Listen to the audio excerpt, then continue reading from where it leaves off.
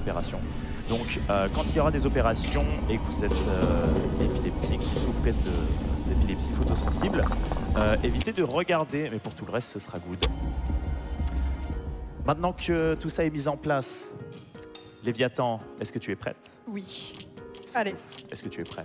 Je suis prêt. Est-ce que le public est prêt? Je crois que le public est prêt. Apparemment, ça. Eh bien, on va commencer dans 5, 4, 3, 2, 1. C'est parti! Commençons l'opération.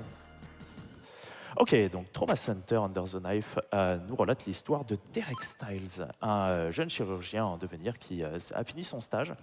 Et on va commencer par des petites procédures standards dans l'hôpital Hope avec notre assistante Mary Fulton. Et ça commence tout de suite. Première opération.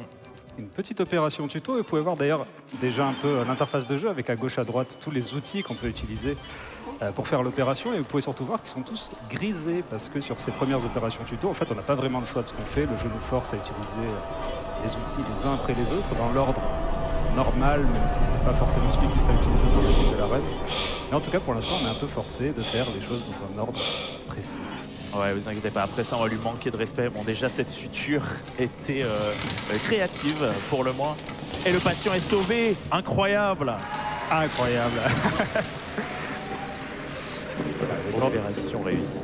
Les patients seront très rapidement sauvés aujourd'hui, dans leur majorité.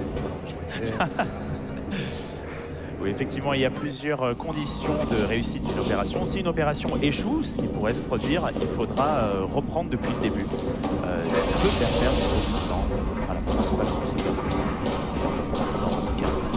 Deuxième opération, toujours tuto. On va toujours pas trop avoir le choix de ce qu'on fait, mais c'est l'occasion de parler un peu plus de la personne. Nous avons un chiffre très important en haut à gauche, 60 actuellement, qui représente le niveau vital du patient. Et si ça arrive à 0, c'est perdu. Il ne faut pas que ça arrive à 0. C'est l'objectif. On a plusieurs moyens de remonter ça. La seringue verte que vous avez pu voir juste avant, qui remonte beaucoup, mais qui demande beaucoup de temps à être utilisé. Ce qu'on va surtout faire, c'est utiliser le pot gel magique que vous venez de voir, qui a beaucoup d'effets positifs, et entre autres, on va montrer un peu Ouais, on pourra en parler un peu plus dans le détail.